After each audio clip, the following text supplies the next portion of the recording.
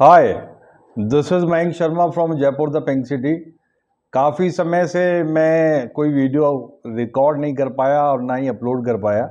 मेरे मित्रगण उसके लिए मुझे काफ़ी चेज़ करते थे, काफ़ी उन्होंने मुझे रिमाइंड भी किया, लेकिन समय का अभाव था, इसलिए मैं दिमाग में बहुत सारे टॉपिक होने के बावजूद भी कोई वीडियो रिकॉर्ड नहीं कर पाया।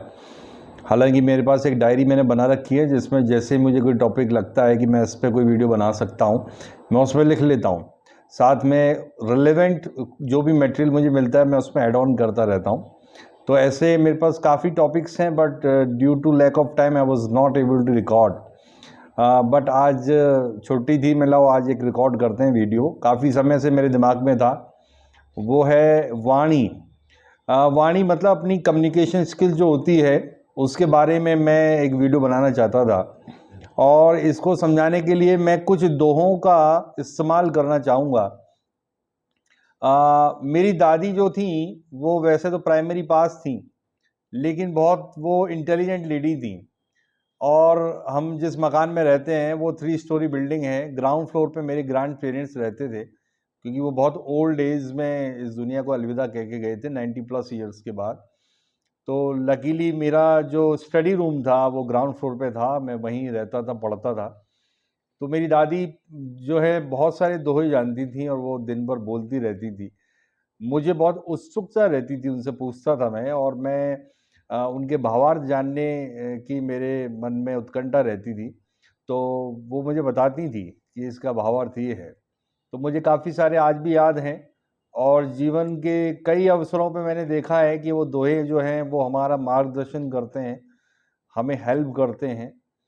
तो इस तरह के दोहों को याद रखना चाहिए। इवन हमारी जो आगे की जो संतान है, संतति है, उसको भी इन दोहों से अवगत कराना चाहिए।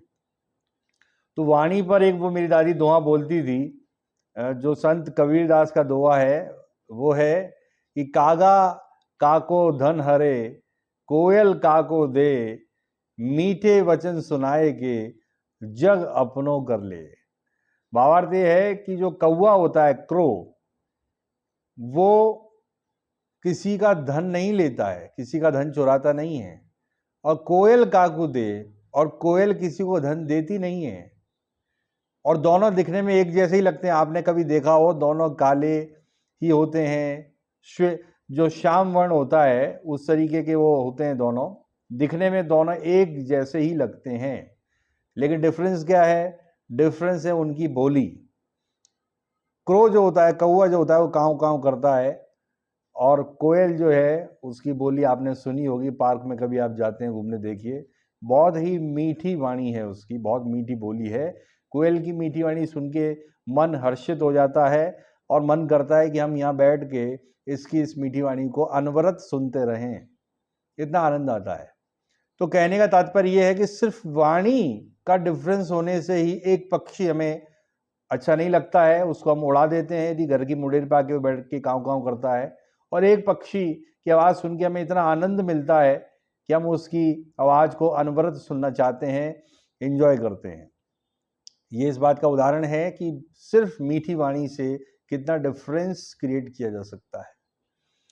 इसी तरीके से एक तुलसीदास जी ने बड़ा अच्छा दोहा कहा है कि वशीकरण एक मंत्र है, तज दे वचन कठोर, तुलसी मीठे वचन से सुख उपजे चहुँ ओर।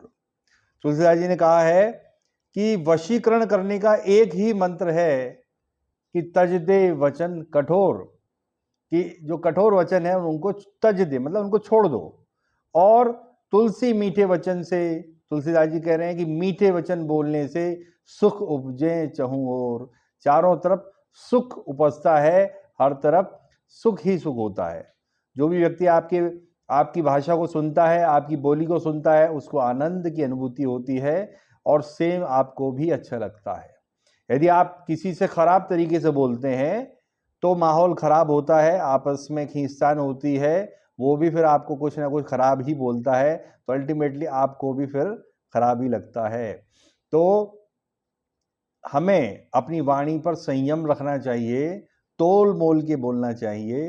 बोलते समय इस बात का ध्यान रखना चाहिए कि मेरी वाणी से किसी व्यक्ति के हृदय को ठेस न लगे। तो इस तरीके से हम लोगों को अपना बना सकते हैं अपनी भाषा से, अपनी वाणी से, जो बहुत इजी जो है आपका एक टास्क है जिसको आप डेवलप कर सकते हैं। और इसको डेवलप करना कोई ज़्यादा बड़ी बात नहीं है। इसमें इस चीज़ का ध्यान रखें कि व्यक्ति का इंटरेस्ट क्या है, आप उसके इंटरेस्ट की बातें करें। बच्चा है तो उसको बच्चे के इंटरेस्ट की बातें करें, कोई बुजुर्ग व्यक्ति हैं तो आप उनके इंटरेस्ट की बात करें, उनका हालचाल पूछें। और यदि कोई आपको लगता भी है कि कोई ऐसी बात है जो कड़वी है, तो उसकी सैंडविचिंग करें। सत्य है, सत्य का टेस्ट कड़वा होता है, ये बात बिल्कुल कटु सत्य है। कहते हैं कटु सत्य, मतलब सत्य कड़वा है, लेकिन कटु सत्य को भी इस तरीके से बोला जाना चाहिए कि वो मीठा लगे। सैंडविचिंग करें, मतलब कुछ ऐसे वर्ड्स को इस्तेमाल करें जिसके साथ उसकी जो कड़वापन की जो डोज है, जो फीलिंग है, वो कम आए। तो ये स्किल्स हैं जो आप डेवलप कर सकते हैं। Practice makes the man perfect. और इन स्किल्स का बेनिफिट आपको खुद ही महसूस होने लगेगा कि हमारे जो नियर एंड डियर वंस हैं वो हमको पसंद करते हैं और हमसे बात करना चाहते हैं, हमारे साथ समय व्यतीत करना चाहते हैं। तो इस स्किल को डेवलप करना चाहिए। और मुझे एक और जो है दुआ याद आता है, बहुत अच्छा दुआ है कि ऐसी वाणी बोलिए, ये भी कबीरदास जी का दुआ है। ऐसी वाणी बोलिए मन का आपा खोए, औरन को शीतल करें आपहु शीतल होए। तुलसीदास कबीरदास जी कहते हैं कि ऐसी वाणी बोलिए, इस तरह की वाणी बोलिए कि मन का आपा खोए, सामने वाला मंत्र मुग्ध हो जाए और औरन को शीतल करे।